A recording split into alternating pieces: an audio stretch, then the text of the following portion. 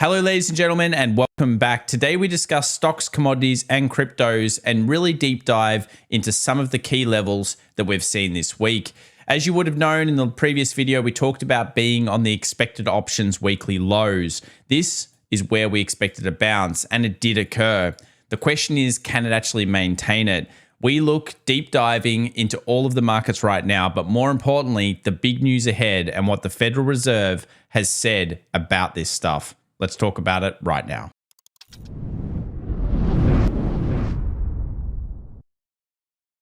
Well, welcome back everyone to the Daily Show. We've got the news, lead indicators, macro data, and of course, hottest charts coming your way throughout today's video. But let's begin with this. Bad economic data is bad. Good data is even worse. This is according to JP Morgan. If we scroll down, they've got some models to do with the forward funds rate, and they've basically modeled that the market is around 5% overpriced to their current expectations. I can tell you this looks very much like a liquidity chart. We saw kind of like injections from central banks around the world coming through in that January period. But since around 15th of Feb, we've realistically seen an incredible decline in basically the liquidity out there from central banks. Things are starting to tighten and markets are starting to suffer for it.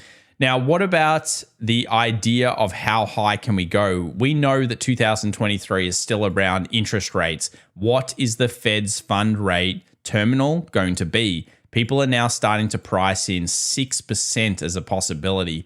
Now, I've always said, and this has been true in all of the past periods, that usually when you push past 5.5%, you'll usually break something. This has always happened with the Fed. We've got some charts on that later on. But on top of that, to kill inflation or to stop it, you generally have to push the current Fed's fund rate above the inflation number.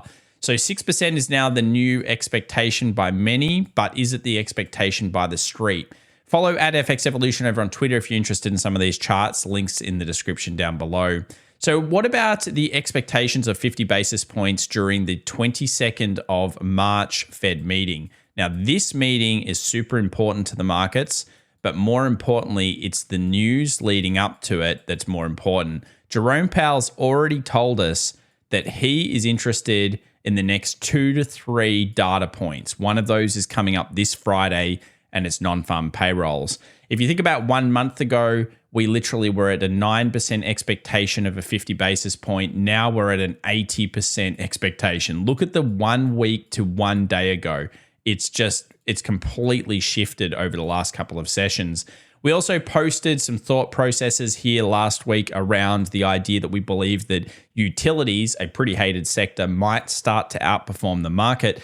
And guess what? It's not quite there, but on a 5-day rolling average of markets, we've got utilities second best, sandwiched in between technology and semiconductors. Was that the best one though in the last 24 hours? No, it was semiconductors are in their own world. All they're doing is just constantly spamming AI everywhere. And yep, it's working out. This is clearly a disconnected market. It's just like any other disconnected market. If you have 3D printing back in whatever it was, 2013, marijuana stocks back a few years ago. And then of course we had hyper stocks as well. They're in their own world. If you're trying to short against those, we haven't seen strong signs just yet that semiconductors are weakening or that any AI stock other than Tesla is showing some weakness. How did utilities perform in the last kind of sessions? Well, did pretty well, just behind technology. It was one of the leading ones, which is again what you hope and expect to see. Let's talk about federal funds rates. Here's a chart that we usually bring up. Again, expectations have changed. The 8th of March and the 7th of March, we've seen that kind of rise. This is a big difference. And more importantly, the cuts that happen are slower. Look at this. We're all the way projected out to 2025. So it's going to be higher for longer. Look at the differences between the last couple of months. We've gone from being at 3% after the cuts to now being materially above 4% even after the cuts happen. Higher for longer, more pain for stocks, and more importantly, more pain for zombie companies, because we believe that this is one of the biggest issues that everyone is ignoring. There are so many businesses that make no money in the stock market and across the world, and they're going to have to, guess what, get new money funded at higher rates. How are they going to be able to pay for it? This will be, I believe, a storyline that will come out over the next 6 to 12 months. So we've used this chart plenty of times. We know that we're following the no recession path right now. We know the bonds market is telling us there is a recession coming due to the inverted yields. We can show you that on the chart, but if you're not sure of what inverted yields are, I'd suggest maybe watching the previous video that we put out. And then we also know there are a few concerns. We've got EPS growth basically turning negative. This is usually precursored bad things in the markets. Again, timing is everything here. And we also know that ERP is not being considered right now. So that's basically equity risk premium. Do we know that the cash-free rate, is that actually being considered versus stocks? Stocks don't look as attractive as they did maybe in October of last year when they were trading at forward PEs, which remember forward PEs, better PE to use, that were underneath the median and mean. And that's very important. You know, where is the market trading? At the moment, it's trading around 18 times PE, maybe a little bit less than that. So the average is around 16.9. So if we have 16.9, we're trading at 18, we're slightly overvalued based on normal times in normal markets. So here we've got, of course, the Fed's book, and we know that they're starting to taper. They're continuing the taper. That's not changing. We don't want to fight the Fed, but we also need to be aware that, of course, markets will have these epic rallies in them. So we'll be talking about our short-term time frame thought processes later on in today's video. When the Fed tightens, it breaks stuff, guys. It always does. This time around, we've got the fastest tightening ever in history. So because we're tightening at a really fast rate and having to push it a little bit further than maybe the Fed initially expected, they've broken something. I guess it's zombies. Your guesses in the comments down below. I am reading them. I'm always interested in what you think. Now, when the Fed pivots tends to be a point where stocks crash more, usually around 1/3 to the 2/3 away through the pivot. What a pivot means is that the Federal Reserve stops hiking, starts holding it, and then starts to cut. Now, I don't expect these ones, but of course, the dot-com bubble, one thing about that was we came off really high PEs, we saw compression, and it took a long time. So we saw when the pivot to the bottom took 21 months. Now, some have been shorter than others. So I think in this case, it's going to be a bit of a blend between these. We've already taken off a lot of price on the markets, but if we do end up getting a recession, or at least that looks likely, markets usually will drop into the pivot. Remember, the Fed pivots because something broke in the system. They're trying to support that, and ultimately that leads to a compression in asset prices, which could be an opportunity because you should be optimistic on markets generally speaking. If you're not optimistic, then you will fail mostly long term, and you'll call like 5,000 ends up tops to markets and it will go bad for you. So you must be generally optimistic on economies, but I will give you one hint. If it's something to do with massive debt in housing, I would be a little bit more terrified. In this case, that's really only being shown in China. So just remember, at the moment, Western societies in general, although lots of debt, not necessarily toxic just yet. Smart money versus dumb money. How's everyone positioning? It turns out it's really neutral. Everyone has basically no opinion. This is a time where markets are showing incredible shifts. We're seeing economists have 42% spreads between the bulls and the bears of the economy for the year ahead. No one really knows, so you're having to focus on short-term timeframes and look for the signs to when you believe there's an edge in markets based purely on, of course, the metrics that we're seeing right now coming out. And the Federal Reserve, obviously pivoting will be a big component of that. If you're interested, we are doing a giveaway for the month of March. This is just to say a big thank you to everyone that's out there that's subscribed to the channel. Subscribe, fill in this form, and it's as simple as that. So just before we jump into the hottest charts, I wanted to say a big thank you to the sponsor of today's video, which is Tiger Brokers. Here we are on the home screen of the application, and we're selecting the ability to customize our feed. Now, we don't want every bit of information out there. Sometimes we're interested in options, sometimes we're interested in the latest news, but we're not necessarily wanting to do with the academy or look at some of the hot themes. For me at the moment, it's all about options and obviously understanding the 0 day to expiry options. Some unusual flow that comes through could be interesting as well. So here we have the options screener. You can see we've selected this as now on. It wasn't on as default, and it shows us unusual short-term trades. Notice NVIDIA. So why could we be interested in things such as that option screener? Well, it's quite simple. With the advent and rise of zero-day to expiration options, you need something to be showing you these unusual flows. That can also help us to understand when markets need to actually hedge off those positions. And with the illiquidity we're seeing in markets, this is obviously having a big effect. If you're interested in Tiger Brokers and some of the special offers, check out the links in the description down below. And of course, if you're from the Australian audience out there, we've managed to hook you up with some additional Microsoft fractional shares. All you have to do, open an account with as little as 1 cent and grab those bonus offers. Thanks so much. Check them out today. All right, let's get into the charts and get into all of the key levels that we're watching right now. We'll start off here with the US 10-year. Now, I expect the US 10-year to start to show us weakness. It hasn't yet, but basically consider the US 10-year as dictated to by the market. If the market is actually starting to get scared, and this doesn't mean the stock market, this is more bonds. If the market's starting to get scared of the economy, we should see this dip off. At the same time, if that does dip, we should see TLT start to perform a little bit better, which is, of course, treasuries, long duration yields. I expect to do okay. And we also should see copper start to dive further. Now, I've been a bear on copper since up here. I've continued to maintain that status. I don't see a sign yet to show me that copper is going super bullish, but I would like to see copper turn over. If you're a bear in stock markets, you need copper to basically get flogged. And when it does, that's a good sign that bad things are coming. We also know that high yield bonds, although the stock market held up over the last 24 hours, high yield junk bonds did not. They actually fell further. If this makes a new low and the stock market's rallying off, yeah, that's not good, especially if utilities, staples, healthcare, those types of sectors are doing better than the rest of the market. So we're looking for those signs. At this stage, we know that high yield dropped. That's certainly not positive. What about what's going on dollar index? Well, as it turns out, a bit of a gap here. So you probably think that dollar index will want to cover that gap. But in general, we are at an absolute critical level for dollar index. We've moved into our supply. We've taken a new higher high past this high over here. And we now have new levels to be saying, okay, where does the trend actually end? Well, now we know that if these levels down here are broken, 104, kind of 14, etc., and we can actually go over here and probably put in a daily level close as well. Somewhere in here is where we expect buyers to resume for the DXY.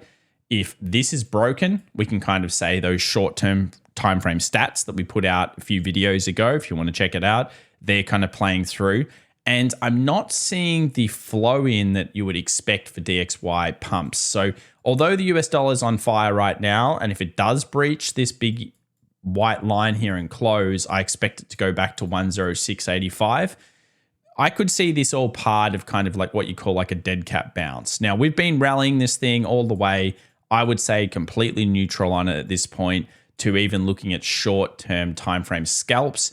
Non-farm payrolls is coming this Friday. I expect it to hold around these levels, waiting for that news. Remember, ahead of key news, we tend not to break zones. But when the news comes out, zones are allowed to be broken. If we move over to gold, it's continued kind of its weakness here, but this is all to do with yields. If we continue to see 2-year, 3-month, and even 10-year rise, don't look at gold. Gold will be bad and it will continue to go down. I still have long-term plans on gold to go bullish, but not yet. And I've said this since January, the end of January. I've been bearish on this pair, and I still continue to be so. It hasn't hit my super critical levels. I'd like to see gold back down in 1790 and even back down here in the 1730s before all said and done. It hasn't happened yet, but we'll continue to update you if we see switches. We'll move over to the Widowmaker, which is natural gas. Everyone seems to love this thing right now. I still think it can come down further. There are serious concerns with natural gas across the board. I'll keep updating. But look, we saw the signs of a really decent potential bottoming down here. As it came through this price, we got a little bit more bullish on it. We obviously saw it rally. I believe it's coming back down to something like a 246. As it comes down to that level, you know, it's going to be critical how it interacts with that zone. But there are some concerns over contango and other things with natural gas. So be careful. It's not like a traditional stock here. And if you're buying an ETF, remember they're futures contracts. Look up the ETF code fact sheet, and then you'll find out what you're really buying. Because ETF doesn't mean safety, it just means exchange traded fund. Do remember that. Let's move over to Tesla. Ooh, not cool, yeah? Very bad breakout here for this. So this is obviously a new low that's being formed after what we have spoken about at great length, being what we believe is distribution. I still think that Tesla can make it lower, and I still am kind of bearish on this down to these 145s, where we've got 61.8 retracements and, of course, a gap fill. So yeah, unfortunately for Tesla, this isn't looking so good. To feel a bit more confident on the Tesla side, you need this thing to instantly rally in the next session and really put in a nice pump, because at the moment you've got buying climax, UT, island reversal, nothing much good going on, huge volumes, and most likely retail getting flogged. So at this stage, unfortunately, that's the way we see it. Is there anything in the options chain to help us? Not really. We see a lot of calls out here, a very small options week in terms of Tesla, 309,000 is not very much. And if we go over to the big one, which is the third week OPEX, then over here we have 200 calls still sitting there. I doubt they're going to get paid. And generally speaking, the puts are fairly thin in comparison to the amount of calls. I mean, who's this person? Who's that? 250s? Come on, guys. Who's this guy? 100s? They're not going to win either. And look, the hundreds were put in quite a few months ago when we were down at those levels, I'm sure. But realistically, yeah, you'd think 200's a blocker. And in between that, kind of anywhere from 170 to the 200 is probably that $30 range is where we're going to sit. But yeah, very important. If Tesla's going to hold, it needs to find buyers over the next 24 hours. Let's move over to Apple. What's going on with Apple? Well, if I was a market maker, which I'm not, but if I was, what would I want to do with this stock? Well, if I wanted to go bearish, I'd probably push Apple above these areas up here. We know there'll be stop losses up there. So it'd be nice to hunt those and then kind of reject it. Apple is very strong at the moment. It's got some pretty decent buyers behind it. We saw the rejection. We saw the first gap fill. It looks pretty horrible on a chart, generally speaking, but everything really is up here. And I don't think there's much edge on this chart in the middle. I mean, even with the last close, it's a doji. So not too much information going on there. What about NVIDIA? Does it still hold intact that it could be a trap? Absolutely. This is all about AI. We know that the market's probably sucking in as many buyers as it can. I love the stock, but I don't know if I love the price anymore. Top end range is around 260 to fill that gap that's over here. So that's certainly possible. If we end up seeing selling on NVIDIA and we continue to see it stuck within this zone though, if we then gap lower, that will be an island reversal, and I'd say the overall storyline would therefore be negative. At this point, it's still up. We haven't seen any signals to say weakness is in. Let's have a look at utilities. Decent weekly close last week, as we've been talking about it. A decent pickup as well. Like to see this make new highs. Obviously, if the market goes down, I'd like to see utilities outperform. If the market goes up, I'd like to see utilities be in the pack of bullishness. We've had some pretty decent volumes recently, and I just like to see basically Wall Street start to rotate into these types of defensives. Let's move over to the XJO. This is for the Australian audience out there. A lot of people have been sending me messages saying, look at my trend line, it's going pretty well. Yeah, the trend line's okay. I think that, ultimately we're at the mercy of the American market and copper. If copper weakens, XJO will get absolutely wrecked. That's just the nature of the Australian market. And in general, if we do come underneath here, I'm still looking at the 61.8 retracement and possibly and ideally more the 7K mark. So it's a mixture of things why this could happen. The way it bounced off this was correct. I mean, this was a very well traded zone. You can see previous kind of pre-pandemic highs, a lot of trades that have gone through here. Certainly a big level. But if it breaches underneath that, I wouldn't be surprised at all for this thing to go back down to 7K. And at the same time, the S&P would probably be weakening quite a lot. Let's move over to the Qs. The Qs are stuck and not moving up or down at the moment. A little bit of respite in between that sell-off that we saw in the previous session, thanks to Jerome. We're building a position. The question is which way? And this will only be answered most likely by the S&P 500. So let's have a look at that one. We do have some new monthly pivots, which I thought I'd put on the charts. So here are the monthly pivots. We've got our R1, S1, S2, R2, etc.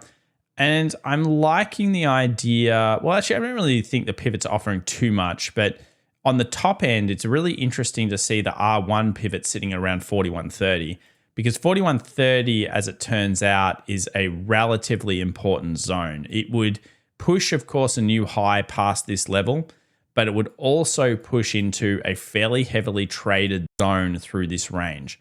So effectively, if we did push up to there, hit the monthly R1, there could be some confluence with actually still shorts coming through at that zone. Originally, I thought if we got through 40.90, we're probably going bullish, and I still think that's probably the case. But we need to always assess the situation as much as we can. So if we took a volume profile through this entire area, it may have updated a little bit, but notice there's that 41.20, which is a pretty significant zone, I think, should the market get up to it. Let's talk about the here and now. I almost say it's a carbon copy of this one, which is a market kind of finding base, dropping off, coming back up, struggling around the zone, and then just getting nailed. Here we have a very interesting point. We have a market that has made a new lower low, but notice that demand. See the demand that we had in the previous video, which was over here? We're still theoretically holding that just. So we've kind of got like a low, high, lower, low scenario. If you're a bull in this market, you need 4K to be taken. 4K, 4K, 4K, 4K, 4K. Once 4K is taken, you can feel a lot more bullish about the markets. At this stage, it's a bit nasty here in the futures. It could easily drop off, but I'd like to see 4K get taken. If we get a close underneath 39.69, then that may put pressure further to the downside. So the markets, I believe this is where bulls do sit.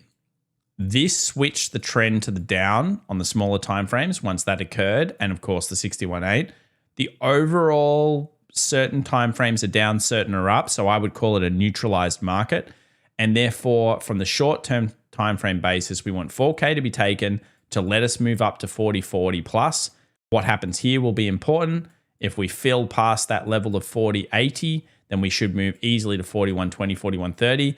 I still think we'll probably beat that level if we do get up there, but that's where the final bears sit. Past that point, we're talking 4,300 plus. If you're a bear on this market, you celebrate new lows here, and you especially celebrate anything under 39.20, as then we open up 37.50 to 3800, and really those lows coming in, which could provide some pretty nice opportunities. So I like this zone at the moment. I like the structuring. We have to see whether the market can find rallies. And around the time of this recording, around here, is realistically where those rallies should start place if they're going to. But 4K is the key one to break through to actually show it's instigated. Before that, a bit dodge. Let's move over to the 10th of March. What is going on? Let's refresh this. So we had a lot of 395 puts, which is pretty much where we are right now. So we'll go to the 9th just to see it. 395 puts still being one of the key things. Then let's look at the 10th, which has the bigger options on it. 395 puts, 60K of them. Look for the 0-day options expirations during the day. Obviously, you want to see what's going on there, but 395 seems to be still an important level. Max pain sitting at 401. If we move over to Bitcoin, it's still stuck within our two ranges. We're getting close to that watch reaction level, which is at 21,364. I'm not really going to go super bearish on it until we get past 20,265, which is, I believe, some important zone over here. But in general, Bitcoin's looking pretty crappy. It came off our top bear level. It's continued to sell off and look pretty weak. And at this stage, it's getting close to where it needs to find some buyers. So Bitcoin hitting into the critical zones, hopefully in the next 24 hours. Now, we mentioned at the start of the video, it's all about the news, and it really is. Jerome Powell said, we're looking at the news to figure out whether we're going to raise rates a lot. Guess what? Non-farm employment change. This has got to be one of the factors into the news. Are the jobs numbers hot or are they weak?